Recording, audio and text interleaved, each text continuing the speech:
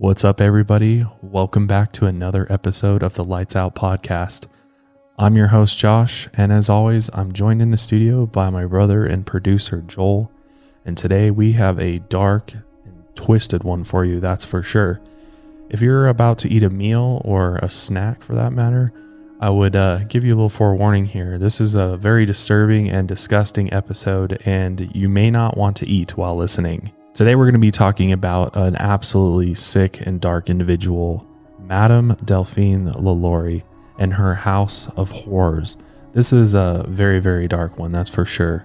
A lot of the things that she did is really, really hard to wrap your head around, that somebody could do this to another human being. But this was a very different time in history, and not that that really means anything, but it's really, we're talking about slavery. We're talking about a lot of very dark things. So buckle up. This one's going to be wild. But before we get into today's story, we have some good news. And the good news is that Lights Out merch has officially launched. Right now, if you go to milehighermerch.com, click Lights Out, you will see our full merch collection. This is our very first collection we've ever done.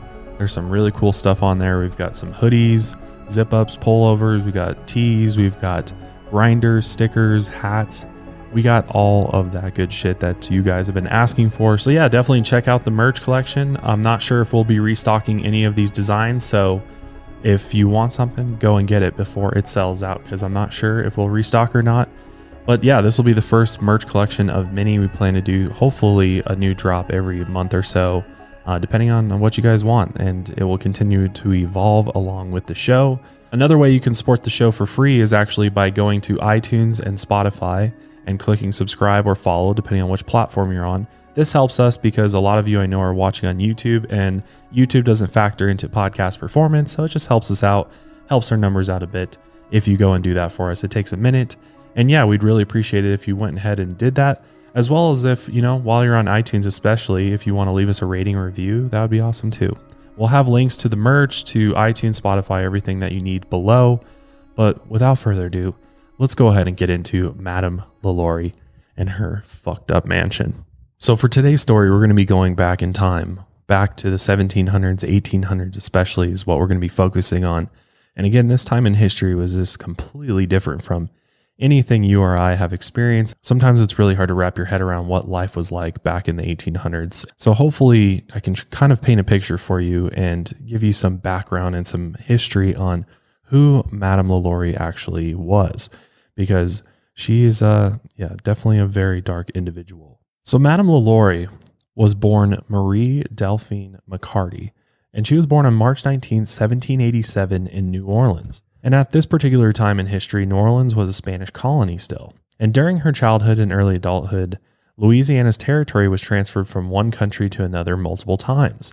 And as a result of this, Madame LaLaurie witnessed the complex evolution of slavery in Louisiana compared to other territories. So during this particular time, Louisiana had been ruled by the French from 1699 to 1763, when it was taken over by Spain. The Spanish maintained complete control of Louisiana up until 1800. At that time, it was transferred back to the French through treaties signed in 1800 and 1801, and then in 1803, France transferred ownership to the United States as part of the Louisiana Purchase. Slavery was introduced under the original French rule from 1699 to 1763, first enslaving Native Americans and then shipping over African slaves. And when Louisiana was under Spanish rule, starting in 1763, slavery of natives was eventually abolished. However, African slaves were still allowed, but they could potentially buy their freedom and the freedom of others. During a slave rebellion in 1795, multiple homes were burned down. 23 of the slaves who were caught were sentenced to death by hanging, and 31 slaves were sentenced to flogging, which is just basically being whipped over and over again, along with hard labor. The executed slaves were beheaded, and then their heads were put on pikes and displayed. 3 white men were also put on trial for this particular rebellion. They were also found guilty and deported. 2 of them were sentenced to 6 years of forced labor, which that obviously is not fair at all. But it just shows you how brutal it was back then. Like, their laws and just their way of life and the way that they looked at things is just totally different. And I mean, obviously they looked at one race below another and, just looked at them as pretty much as animals, which is just so fucked to think about. But I don't know. It's just like, I couldn't even imagine living back in that period of time because of just how brutal it was and in all facets of life, but especially for Africans. From 1791 to 1804, the Haitian Revolution took place in the French-controlled colony of Saint-Domingue. Blacks, British, French, Spanish, and mixed race people came together to overthrow the French rulers and won. It became the only revolt that led to an independent state free of slavery and ruled by former slaves and non-white rebels. Word of this successful revolution of former slaves spread throughout the world, making slave owners very nervous in the United States and the Caribbean. The U.S. took control of Louisiana through the Louisiana Purchase around the time the Haitian Revolution ended. In 1804, thousands of African slaves were brought by slave owners who fled from Saint-Domingue during the uprising. The importation of slaves to U.S. territories was eventually abolished in 1807 and 1808, but the demand in the South was high after the invention of cotton gin. Plantation owners needed slave labor to process cotton in the northern part of the territory and sugarcane in the South, and this demand led to the formation of the domestic slave trade. Thousands of slaves were sold and forced to move from one territory to another. The combination of brutal work conditions, poor treatment, and the addition of slaves brought to the area by the French led to the largest slave revolt to ever occur in the U.S., the German Coast Uprising. And during the 1811 German Coast Uprising, hundreds of slaves revolted. From January 8th to January 10th, a group of rebel slaves marched 20 miles from the German coast toward New Orleans, gathering as much as 500 slaves along the way. They were only armed with hand tools, axes, and a few firearms, but they ended up burning down plantations, houses, and crops as they marched along. 2 white men were killed by the revolting slaves, and early in the revolt, slaves attacked Manuel Andry, a plantation owner, and his son, Gilbert Andry. Manuel was seriously injured and Gilbert died. Later, Francois Trepanger was killed with an axe at his plantation. As a result, white militias formed, and when they found the rebel slaves, they attacked, killing about 40 to 45 slaves in a battle that lasted just 30 minutes. At the end of the battle, the rest of the slaves fled. With help from the Native American trackers and hunting dogs, the white militia searched for the remaining escaped slaves. Those considered the leaders of the revolt were murdered without trial. The militia believed that Charles Deslandes, the son of a white man and a slave, was the primary leader of this revolt. He was brutally tortured and murdered on January 11th. They chopped off his hands, shot him in both thighs, which shattered the bones in his thighs completely. After being shot several more times, he was bundled up in straw and roasted alive. The militia believed his screams would reach the slaves who were fleeing and would send a warning.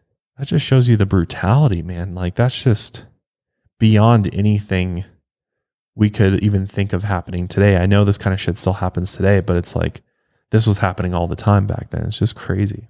On January 12th, the militia captured and killed Pierre Griffet and Hans Wimprin, the alleged murderers of Gilbert Andry and Francois Trepanger. They were beheaded, and then their heads were sent to Manuel Andry's plantation for his son's death. The militia continued to capture slaves, and they were eventually put on trial. Many were executed by hanging or by firing squad. A few slaves were acquitted or returned to their masters. A total of 95 slaves, though, were killed either during the battle or by execution. Many were tortured and mutilated, and by the end of the month, almost 100 heads of slaves were displayed on pikes throughout 40 miles from the center of town to the countryside as a warning to others considering revolting. Plantation owners received a $300 compensation for each of their slaves who were killed. After this, Louisiana residents were much more welcoming to U.S. troops to help protect them from potential rebellions. Slavery in Louisiana during Madame LaLaurie's childhood and early adulthood shaped her overall view of slaves as human beings. And I definitely would say that that is 100% true, because she clearly did not see slaves as human beings at all. She clearly saw them as probably less than animals. Her paternal grandfather brought the family to New Orleans from Ireland around 1730 and quickly made a name for themselves. Madame LaLaurie was born into a family of great wealth and privilege, operating a 1,344-acre plantation. The men were all landowners who had served in the military, Her father had even been knighted, and her mother was a beloved socialite known for lavish parties. Both of her parents were well known and active participants in their community. She also had an uncle who served as the governor of the Spanish-American provinces of Louisiana and Florida, and a cousin who was the mayor of New Orleans. After her mother died in 1807, her father had a relationship with a free mixed-race woman, and they had a daughter together. Many men in the family had affairs and long-term relationships with free black mixed-race women, fathering many children. Over a decade before she was born, one of Madame LaLaurie's uncles was murdered by his own rebellious slaves. She was 4 years old when the Haitian Revolution began, but as the rebellion unfolded, newspapers regularly reported violence against whites, including murder, beheadings, rape, and torture. And throughout her childhood, she watched as people grew increasingly afraid of slave rebellions, which resulted in the harsher and harsher treatment of slaves to prevent uprisings. In 1800, as Louisiana was being transferred from the Spanish back to the French, Madame LaLaurie married the first of 3 husbands, Don Ramon de Lopez and Gula. Her 14th birthday was just a month before the ceremony. Wow, very, very young. Don Ramon was a widower and a high-ranking officer of the Spanish crown. He was appointed consul general for Spain when the U.S. took over the territory in 1804. When he was called to the court of Spain, he took his pregnant wife with him on the journey, but he ended up dying unexpectedly in Havana. Madame LaLaurie gave birth to their daughter just a few days later and then went back to New Orleans. On March 19, 1807, she was remarried on her 20th birthday. Her mother had died just weeks before, and she received a generous inheritance. Her second husband was an attorney and shrewd businessman named Jean Blanc, who may have seen an opportunity to marry a wealthy woman. Her total inheritance was worth $2 million in today's money, and it included over $33,000, a plantation, farm equipment, livestock, and 52 slaves. After her and Jean Blanc got married, her new father-in-law gave them another plantation, additional property, and 26 more slaves. Jean Blanc also bought a 2-story townhome for his new bride next to the bank where he worked. They ended up having 4 children together, 3 daughters and 1 son. But then he ended up dying in 1816 when he was just 50 years old, leaving behind over $160,000 in debt, or $2.5 million in today's money. This was a pretty big deal for Madame LaLaurie because it caused her to struggle financially for many years afterwards. She ended up giving up his property and forfeited their shared assets, and she auctioned off what she could, including many slaves. During this time, 8 of her slaves, mostly young women and children, mysteriously died, and no cause of death was ever determined for any of them. Still struggling with her deceased husband's debts, Madame LaLaurie received a second large inheritance when their father died in 1824. The next year, she met a young doctor in his early 20s named Leonard Louis Nicholas LaLaurie, and he was a chiropractor who aspired to destroy hunches. They quickly began a new relationship, which resulted in a pregnancy out of wedlock. They quickly got married in 1826 because it was definitely frowned upon to have a baby out of wedlock, and they claim that they had the baby after, but it sounds like they actually had the baby before. And this was something that the upper class in society would definitely judge them on very harshly. And this would also be Madame LaLaurie's third and final known marriage. She was now 38 years old, which at the time was considered a much older woman. She was independently wealthy and able to buy and control her own property. She ended up buying a plot of land at 1140 Royal Street in New Orleans in 1831 and built a 2-story mansion there, including separate slave quarters. Madame and Dr. LaLaurie fought often and were separated several times. A short time after the mansion was built, in the fall of 1832, Madame LaLaurie petitioned for a legal separation from Dr. LaLaurie. 3 of her children backed up her claims that he was treating her poorly and that she was even being beaten by her husband.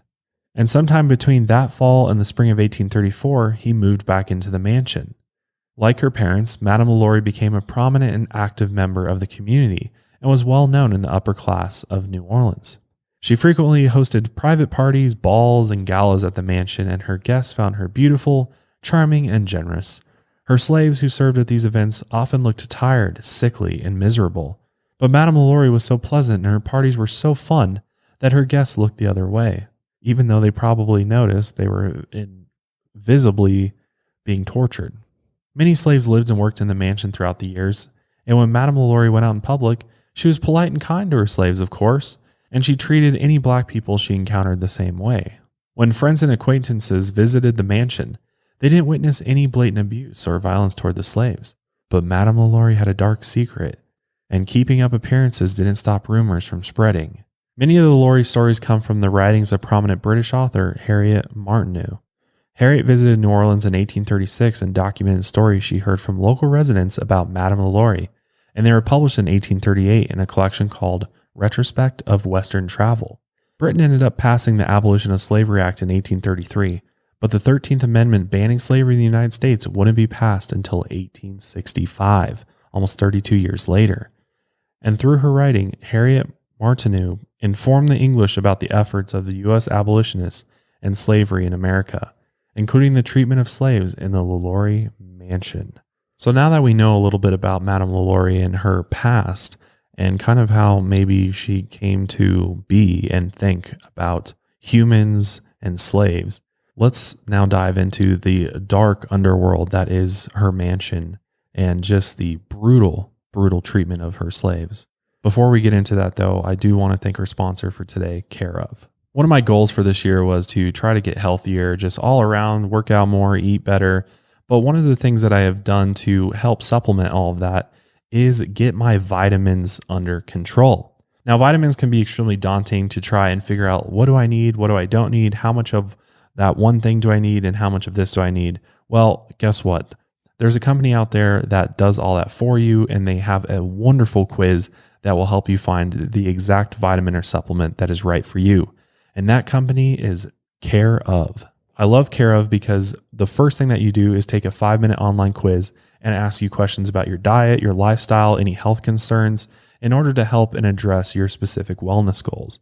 Because one of the hard things is, like, most of us don't even know what vitamins and supplements are out there at all. You know, vitamin C in our orange juice, and that's all we know. But Care Of finds all of the different things that you need. For example, my vitamin pack includes ashwagandha, B complex, fish oil, iron, magnesium, a probiotic blend, vitamin D, zinc, which are all personalized for me, which is awesome. They only use clean ingredients that are backed by science. They also have yummy protein powders as well with wholesome ingredients you can recognize, like organic cocoa or pink Himalayan sea salt. They also have a skin and hair collection line as well. They literally have everything to support your body and your wellness goals. Best of all, they send all your vitamins in a personalized little package, and it comes to your door on a monthly schedule or as often as you need it. You can start and stop whenever you'd like. It's super convenient, and it's actually very affordable as well.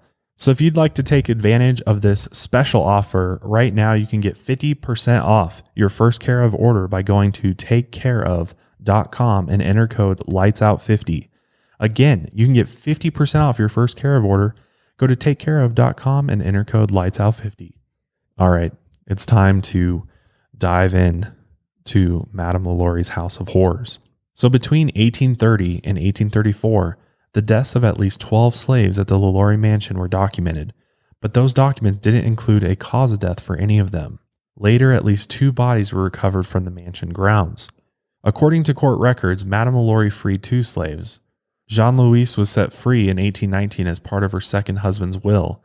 The second slave, De Vince, was liberated in 1832, likely as part of the social norm of freeing older slaves who had good records. The people who knew Madame LaLaurie gossiped about the neglected condition of her slaves and speculated about what might be happening behind closed doors. Unlike other southern states at the time, New Orleans had laws against cruel and unusual punishments inflicted on slaves. And in light of the rumors about Madame LaLaurie, an attorney was sent to the mansion for a sort of welfare check on the slaves. He also made sure Madame LaLaurie understood the laws against mistreating her slaves, but he ended up leaving without reporting any evidence of abuse.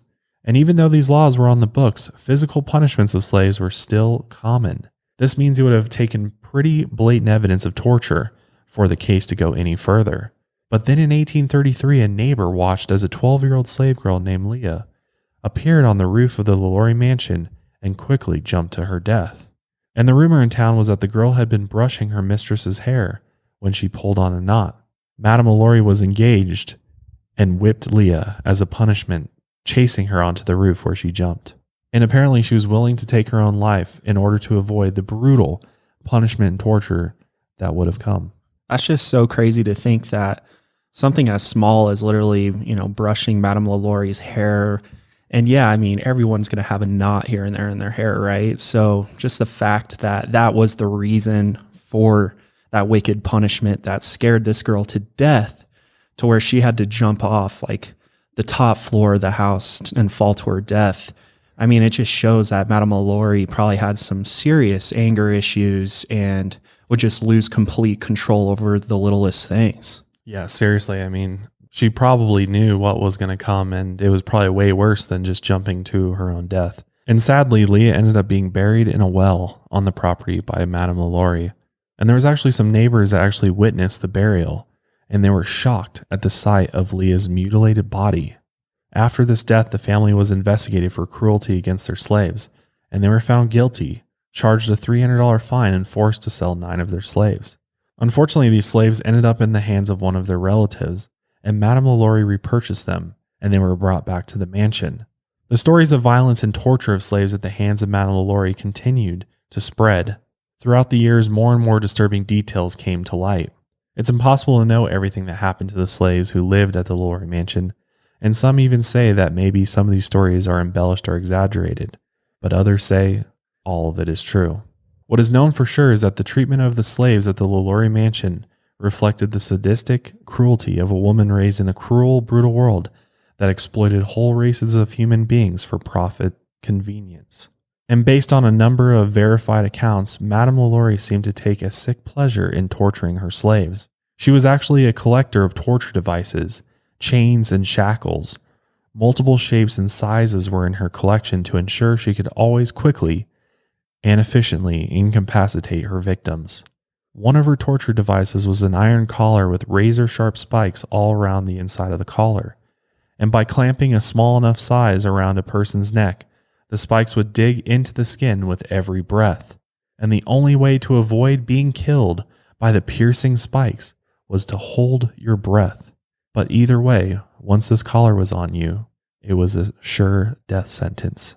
Clamping on a larger size only meant that that person could barely move and couldn't lay down without piercing their neck with the spikes. Iron masks that completely covered a person's face were used to prevent slaves from being able to eat at all. What's crazy is that many of these devices seemingly came straight out of medieval torture chambers, but sadly, these were commonly used outside of New Orleans by plantation owners to restrain and punish their slaves. On a regular basis as punishment, Madame LaLaurie regularly beat and whipped her slaves until they were covered in bruises and blood.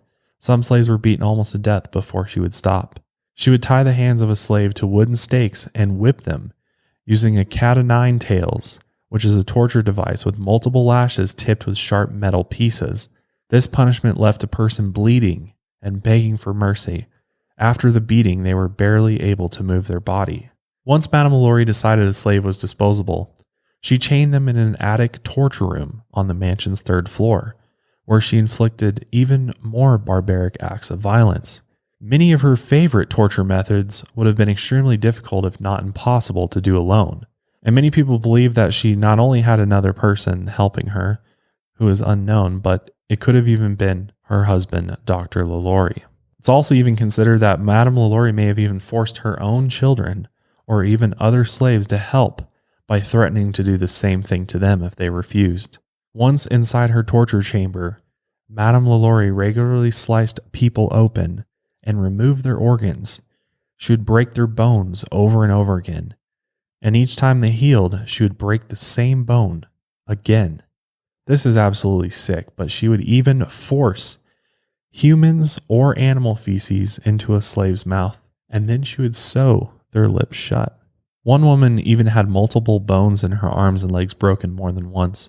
Her limbs were twisted outward and the bones reset, making her look like a human crab. She was kept in a tiny cage barely large enough to hold her. Madame LaLaurie tortured and killed plenty of women slaves, but she seemed to particularly hate the men, and more often than not, she decided to murder them in cold blood. After chaining them up naked, she pulled their fingernails and toenails off one by one as they screamed in agony. She ripped away pieces of their skin, cut out their tongues, and even gouged out their eyes. As part of her torturous human experiments, Madame LaLaurie would use a hand tool to pierce through a skull. She would then widen the holes so the handle of a wooden spoon would fit inside, and then she would proceed to shove the handle through the hole and stir the brains like a boiling cauldron. Or even worse, she'd push a hot fireplace poker through the hole. What the fuck? Something is seriously wrong with Madame LaLaurie for sure. I think it's way beyond just, she saw some fucked up shit as a kid. She's clearly getting off to this, so something's really wrong with her. This is just disgusting, man. And it doesn't make sense why she's behaving this way, because she was brought up through like a very wealthy family, and it seemed like she had like a really good life going on and everything like that. So what's she mad about? Exactly. Is it just, I think it's definitely just she looks at these people as not, like objects or just throwaways, like disposable. She doesn't view them as the same level of being that she is, clearly. But something else is really wrong with her brain for sure. And she obviously gets some sort of like a sick satisfaction from all these, torture methods that she's pulling. But, it doesn't make any sense why she would torture them like this to begin with, because as a slave owner, wouldn't you want to have your slaves like fully functional to where they can perform the tasks that you need them to do, as opposed to completely hindering, breaking their bones, and, taking away their ability to do things? Like, yeah, it doesn't make any sense at all. Like, wouldn't you want your slaves to be, like you and enjoy working for you to some, level of extent? Like, I know there was, back in this period of time, there were slave owners that had slaves that actually liked their slave owners. And actually, when I say that, I mean, like, they, at that particular time in history, there was no other life than that, but they were being treated okay. They weren't being tortured. There wasn't anything really, really bad that was happening. But this is just on another level. This is just like, I feel like I'm reading a script for Saw or something, like a movie. I'm surprised there's not a horror movie like this. I know you said like there's American Horror Story. They did an episode like this. I haven't seen that yet, but I can only imagine how fucking brutal that is. And the American Horror Story, I mean, it was very hard to watch at certain points, because they did show like a lot of this torture that was going on, and even like gouging out the eyes while they were still alive. And that's just what's the most depressing thing about all of this, was she would torture them when they were conscious, and, they had no way to get out of it. And, it really makes me feel like shit, like watching that and hearing about this. Yeah. Oh, I know. It's definitely a downer for sure. I mean, she's basically no different than like Jeffrey Dahmer. Like, she's a full on serial killer. She gets satisfaction from killing people and torturing people, and she feeds off of the pain and anguish that she causes, clearly. And there's a power aspect to this too. I think she felt really powerful doing this. And again, we don't know for sure if she's doing all of this stuff herself or if she's having somebody else do it for her. I think she definitely participated in this for sure, because she clearly enjoyed doing this. And I can't even imagine how her kids felt, like seeing that, hearing that, like all of that screaming happening inside their house. Like, God, what a fucking terrible childhood to go through. Yeah. Yeah. She's affecting more than just her slaves. She's affecting her entire family by doing this. And it's just beyond comprehension, honestly, especially this next part. So like I said, she specifically had a very sick fascination with torturing men, and she liked to sexually torture them as well. As the men hung naked from the ceiling, she would slice pieces off of their genitals bit by bit before slicing them away altogether, just completely removing the genitals while the slaves are alive. And I literally can't sit still. Like, I don't know if you can tell if you're watching this, but I'm like shaking over here just reading this, because like all the thoughts are running through my head and just thinking about what these people went through, and it's just absolutely horrifying. I mean, I couldn't imagine a worse way to die than this. And she would literally cut their genitals off as they hung there on the wall, and then they just bleed out and eventually go limp. And then she would just leave their bodies chained up to rot. She didn't even bring them down and bury them. She just leave them up there and let them rot. And this brutal torture that she didn't stop at just slaves she deemed disposable.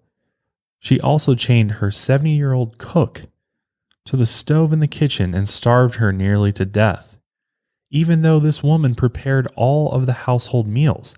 Literally, Madame LaLaurie's life doesn't happen. She isn't even able to survive without these slaves, and yet she is just brutally murdering them. When Madame LaLaurie's own daughters even tried to feed the cook or help any of the other slaves, she would whip and beat them as well. Within the LaLaurie mansion were also slaves kept in secret with no records tying them to the family. And Dr. LaLaurie may have used these secret slaves to practice Haitian voodoo medicine and potions to create more passive, obedient slaves who were easier to control.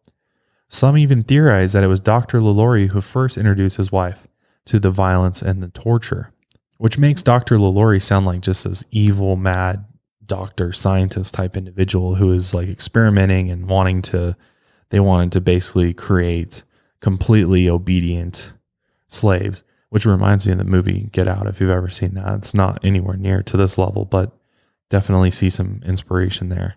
One of the male slaves had experienced and witnessed too much torture at the hands of Madame LaLaurie, and he actually jumped from a third-story window of the mansion and died. And after his suicide, it was rumored that the window was cemented shut. The glass was never replaced, and even today, a solid block of cement remains where a window should be. Her mansion is still there in New Orleans today. I mean, you can go walk around it. I believe you can go inside of it too. I think there's tours for it as well. And yeah, you want to go? You want to go check it out?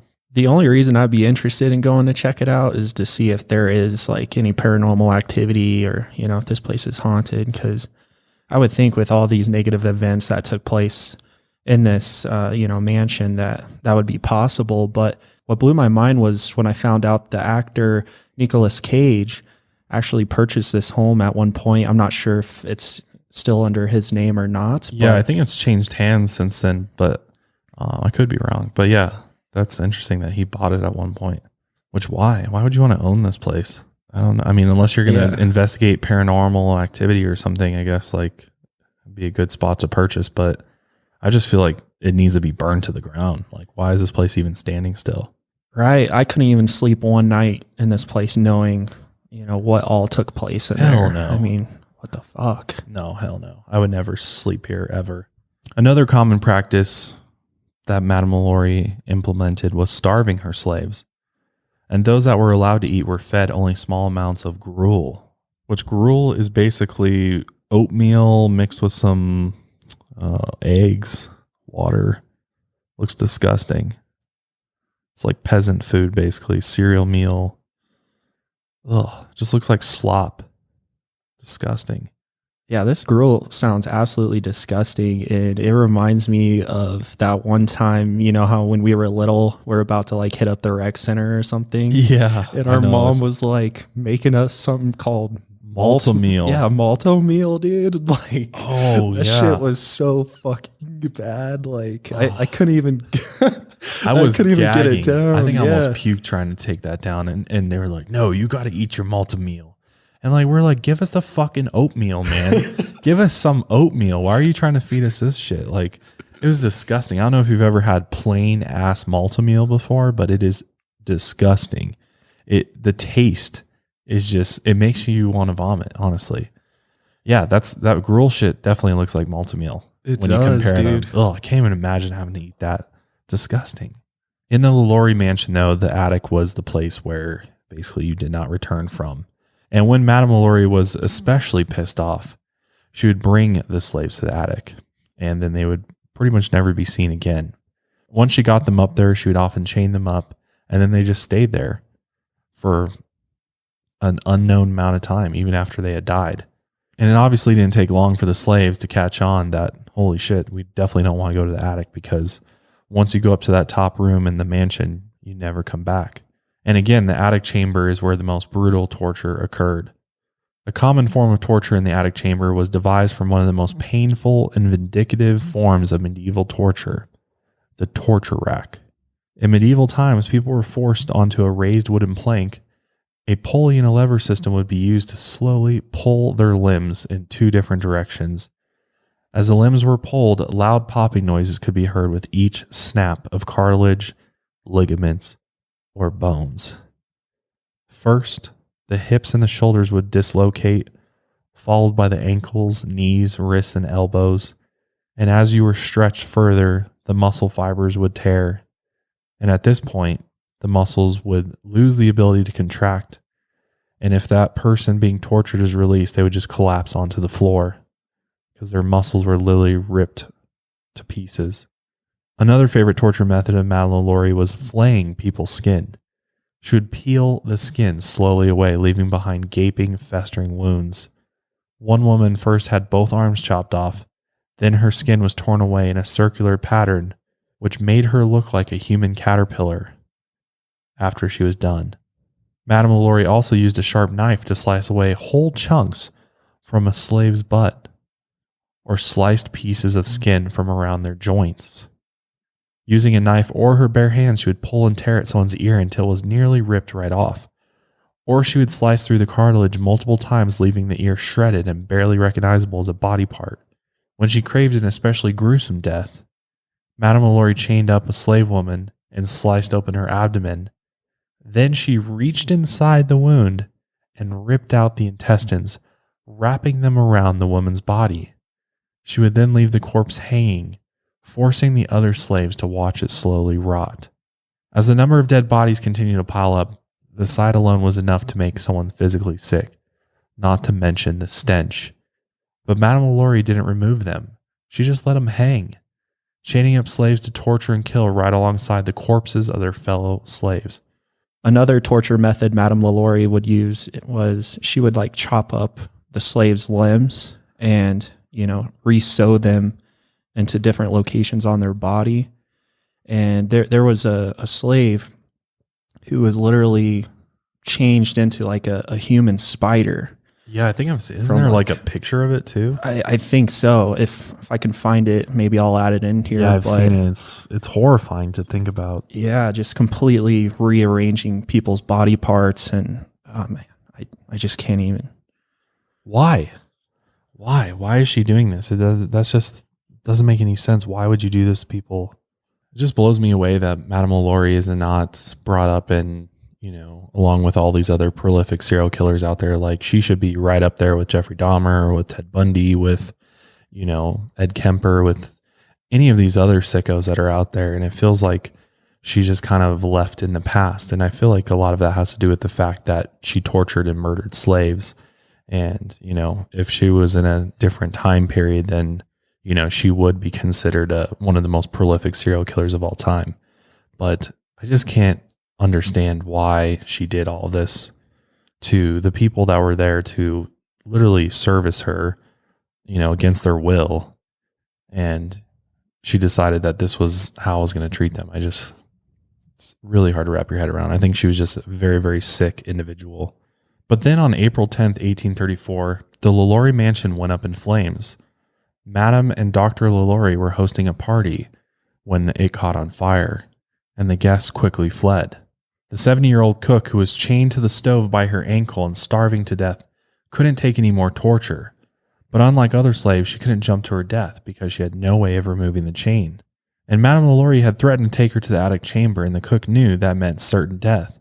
So she did the only thing she could think of to escape from this hell on earth, and she lit the kitchen on fire, hoping the flames and smoke would kill her. The police and fire marshals arrived on the scene soon after the fire started, and they noticed right away that Madame LaLaurie was saving her furs, her jewels, and other valuables from the fire by herself. There were no slaves around to help her, and when asked if her servants made it out safely, she snapped back at them, telling them that was none of their business. And then a well-respected judge named Jean-Francois Conange had arrived on the scene, and he was also surprised that Dr. and Madame LaLaurie weren't concerned about their slaves, and he asked them how the crowd could help get the rest of their household to safety. And Dr. LaLaurie waved him away and said, "Some people had better stay at home rather than come to others' houses to dictate laws and meddle with other people's business." But at this point, everyone was getting very suspicious and knew something was going on because of the way Dr. and Madame LaLaurie were acting. A small crowd of neighbors had gathered, and many of them were rushing into the mansion to help. And they heard people screaming from the mansion's top floor, and they realized that the slaves were trapped inside. About a dozen men assembled, and they were ready to rush into the flames in order to rescue those who were trapped. But in order to rescue them, the men needed the keys in order to open the outside doors to the mansion, as well as the locked rooms inside. But Madame and Dr. LaLaurie refused to hand them over. And I'm sure at this point they're like, okay, something's really fucking going wrong here. and they just started breaking down the doors. Some of the slaves rushed from their quarters when the doors were unlocked, but the crowd still heard screams and moans from the top floor. It was coming from the attic chamber, and the rescuers were able to unlock the door and hurry through the doorway. They expected to find people collapsed from smoke inhalation who needed to be carried to safety. At worst, they thought they'd find people who had already been killed by the fire, but instead what they did find was utterly shocking. The stench of death overpowered the smell of smoke and burning wood, so much so that several rescuers vomited immediately. Those with the strongest stomachs entered the torture chamber. Slaves were strung up by their necks, stretched from limb to limb, bruised, bleeding, and abnormally thin. The dead were horribly mutilated and in many cases chopped into pieces. The faces of corpses were mangled to the point of barely recognizable as human features, and those that could speak said that they had been shackled, beaten, tortured, and starved for months. The rescuers immediately broke through the shackles and chains and pulled the slaves who were still alive from the burning mansion. Some had been stretched beyond the use of their limbs or muscles and had to be dragged from the attic. Another slave that couldn't walk was an elderly woman who had a hole in her skull. She was weak and barely able to move. A similar wound was found in a man's skull, but it was overflowing with maggots. A younger woman had a heavy iron collar around her neck, and others wore collars that kept them from moving their heads at all, or heavy chains around their feet and legs that made walking nearly impossible. Inside the torture room were severed heads and limbs, loose organs, and just huge pools of blood. Some of the slaves were chained up while others were shackled to wooden tables or shoved into tiny cages. Among the slaves who were still alive, there were gouged out eyes, torn off ears, missing fingernails and toenails, flesh ripped from their bodies, rotting skin, and wounds filled with pus or lips completely sewn shut. And all of them were starving to death. Unfortunately, many of the slaves who were saved from the fire didn't survive very long, and they ultimately died from the injuries inflicted during the weeks or months of torture. During the rescue, officials found the cook collapsed on the kitchen floor and shackled to the stove, and they broke her free and pulled her from the burning mansion. And she ended up living to tell about the torture she had endured and witnessed. Word of the burning mansion of horrors spread quickly, and soon a mob of 4,000 people gathered and attacked the house. They smashed windows, beat down doors, and pulled out anything that wasn't burned. And as the mansion was burned and ripped apart, more bodies were found buried under the floorboards. And in the end, all that was left was the outside walls. When the corpses were removed from the mansion, they were naked, mutilated, and in pieces. Many of the slaves who survived were in so much pain and misery that they begged to be killed. After witnesses found the mutilated corpses, they dug up the property to find more victims. Some people say they witnessed only a few dead bodies, while others claim Madame LaLaurie murdered hundreds of slaves. Newspapers throughout the North and South cover the story of the deranged woman who systematically tortured and murdered her slaves, and from there the legend grew. The slaves who survived the torture of Madame LaLaurie were brought to the local city hall. People who wanted to see proof of what had happened and how much suffering had taken place traveled from all over to view the mutilated and disfigured former slaves of the LaLaurie mansion. Those who saw the mangled bodies and helped free the tortured slaves were still alive, demanded justice. They wanted Madame LaLaurie dead, and rightfully so. But while the angry mob was ripping apart the mansion, she tried to flee, like a coward. Her coach driver, an enslaved man named Bastien, stayed loyal to his mistress and quickly brought the carriage around to help her escape. People in the crowd saw her stepping onto the carriage and tried to pull her down. They blocked the horses and scrambled to get to Bastien. But he whipped the people in the crowd, and when they backed off, he took off. He took Madame LaLaurie to the docks on Lake Pontchartrain, and from there she took a boat to Mobile, Alabama. She stayed the night in Mobile. Dr. LaLaurie met his wife there, and together they fled to his native country and settled in Paris. At least 3 of her children joined her in exile. Other relatives also joined the family in Paris shortly after. In a letter from her son to his brother-in-law, he wrote that his mother wanted to return to New Orleans. He said she was determined to get back there. It's believed that her children and other relatives talked her out of leaving Paris, and she never returned to New Orleans. Dr. LaLaurie was frustrated by her constant complaints, and he eventually left her and moved to Havana. By some accounts, Madame LaLaurie didn't seem to remember or understand why she had left New Orleans or why she couldn't go back.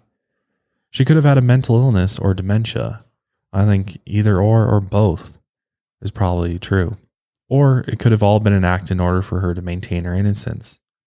Other accounts claim she did return to New Orleans and continued murdering people as an underground serial killer.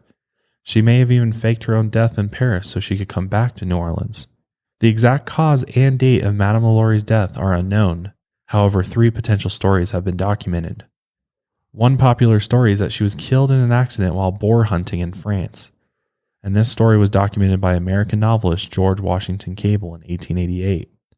A discovery in 1924 suggested she died years later in 1842, a century after the LaLaurie family fled the U.S.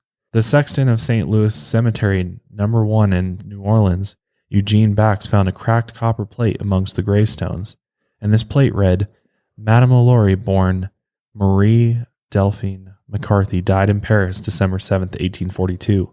However, Paris's French archives list her date of death as December 7, 1849, when she was 62 years old. But after the LaLaurie mansion was severely damaged by the fire and destroyed by the mob, it was just left in ruins, and it stayed this way for at least 4 years until it was bought and rebuilt by Pierre Trestor around 1838. Over the years, the building has had several additions, including a full 3rd story on the main building and a 1-story building in the back. A 2nd story was eventually added to the back building as well. The mansion has underwent multiple renovations, but the main structure has stayed the same since it was rebuilt in the 1800s. And the mansion has been put to good use through the years. It's been a public high school, a music school, a juvenile reform school, an apartment building, a bar, a furniture store, and at some point it was redesigned to serve as luxury apartments. And like Joel mentioned earlier, actor Nicolas Cage bought the mansion in 2007 for $3.45 million, but just a few years later in 2009, he filed for bankruptcy because when was the last time you saw Nicolas Cage in a movie? Love Nicolas Cage, man. And the mansion was listed for auction and bought by Regions Financial Corporation for only $2.3 million. And the current owner doesn't allow visitors and has no interest in opening the mansion to the public, which is very interesting because I'm like, that seems like, you know, if you wanted a cash grab, that would be a great way to do it.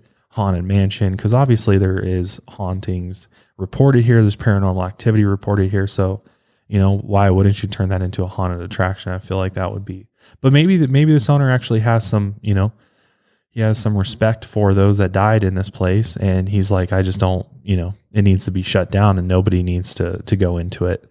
It doesn't need to make money. Honestly, I'm surprised this building hasn't been torn down. Like, why not just completely destroy it? Maybe they're keeping it for historical, you know, significance as a landmark or something. But to me, I'm just like, burn this fucking place down. Should be decimated. Because guess what? It is one of the most haunted buildings in New Orleans. And in 1894, after it was restored and turned into an apartment building, a tenant was viciously murdered under suspicious circumstances. His room had been ransacked, but nothing of value was taken. And the man's friends said he had been complaining about spirits in the house and swore a demon would eventually kill him. In the mid to late 19th century, the mansion was converted into an all-girls school for black students. That's fucking ironic. The girls were about 6 to 8 years old and had never heard the story of the building. Thank God, because they probably would have never returned to that school. But many of the students reported being attacked by a mysterious phantom. They would run crying to their teachers with scratches and bruises all over their arms. And when asked to attack them, the girls always answered, "That woman." The teachers would immediately search for the perpetrator, but no one was ever found.